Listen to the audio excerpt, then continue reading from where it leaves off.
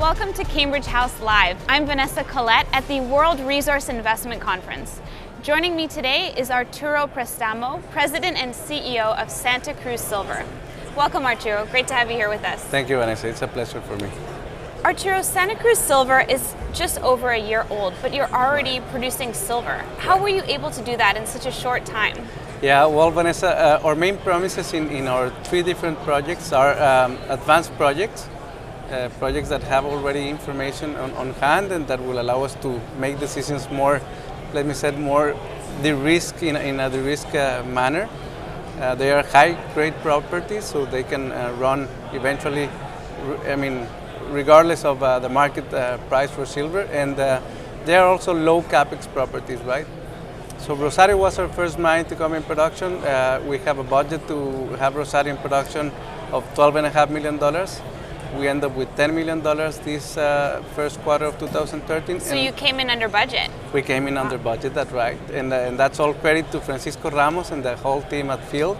They did a great job, and Rosario is now, as you mentioned, in production, on time and under budget. So we look forward now to have our second mine, which will be San Felipe, in production by the end of 2014, starting 2015.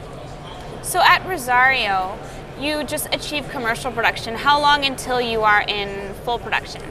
Right. Full capacity? Yeah, good question, Vanessa. We started production this year, and we're ramping up through the year.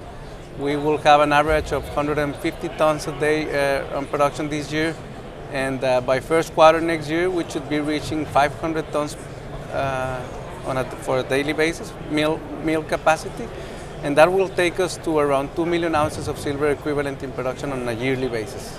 So what does that do for the mine life? Mine life, once we reach 500 tons per day, we have an average of 5 years nowadays. But as you may know, we, as any other company, as we mine the property, we also explore the property.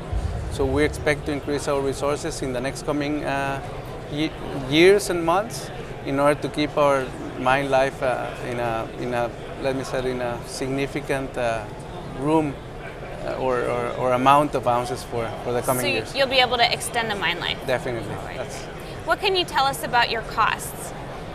Well, Rosario is a very, you have two veins there, two parallel veins, which makes it very efficient in the way to run the mine. And those veins are high grade, as you might know. So our cash cost per ounce, it's about $6 net of byproducts. And direct cost by ounce, by equivalent ounce, is around $11. So what are your thoughts on the recent pullback in the silver price? Well, I think that these are moments that we need to be cautious with our, the only things that we can do is those that we can control. We need to be cautious with our treasury, with our decisions and how we run the mine. We should stick to the basics and just spend on the essential things on the projects, on the company, and get things done and get as soon as possible to more cash flow on each of our different mines, and eventually the markets will come back. But what we need to do is just be careful with our cost and be very efficient in how we run the mine.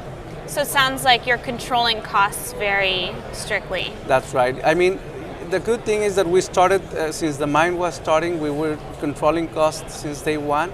So for us, it's kind of a natural thing to do at these moments, as the mine is just ramping up. So yeah, we'll stick to that policy the whole mine life of the property and the next mines to come. Speaking of your treasury, can you tell us a little bit about your recent financing? Yeah, well, we actually are very excited. We closed a $40 million finance this last February. And we're in a very good position in terms of our treasury today. Nevertheless, we want to be very careful on how we spend the money, and we want to add value in every penny that we spend in all of our three properties, and wait until the markets come back, and they will find a stronger and more solid company. What can you tell us about your assets in Durango and Sonora states? Yeah. Let me go first, Vanessa, with Sonora. Sonora San Felipe project is a mine that it's explored and developed by Hochschild. It's fully permitted, practically fully permitted. So that will be our next mine to go in production. We're right now doing exploration, a drilling campaign in Las Lamas, in the south part of the property, where you have the highest silver grades. And we would like to end the year with a pre-feasibility at least, in order to start building the mill during 2014. So we're very excited on how things are moving along in San Felipe and the results thus far in terms of exploration in Las Lamas and the south part of the property. In Gavilanes, we finished our first 6,000 meters of drilling. Very promising, very encouraging results. We started during the last 2 months the next 16,000 meters. So far, results are very encouraging as well.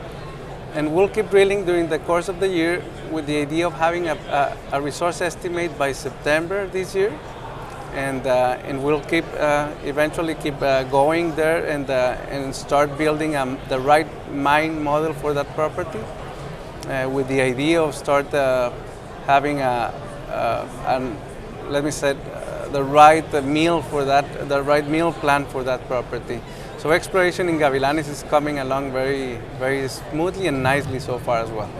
Great.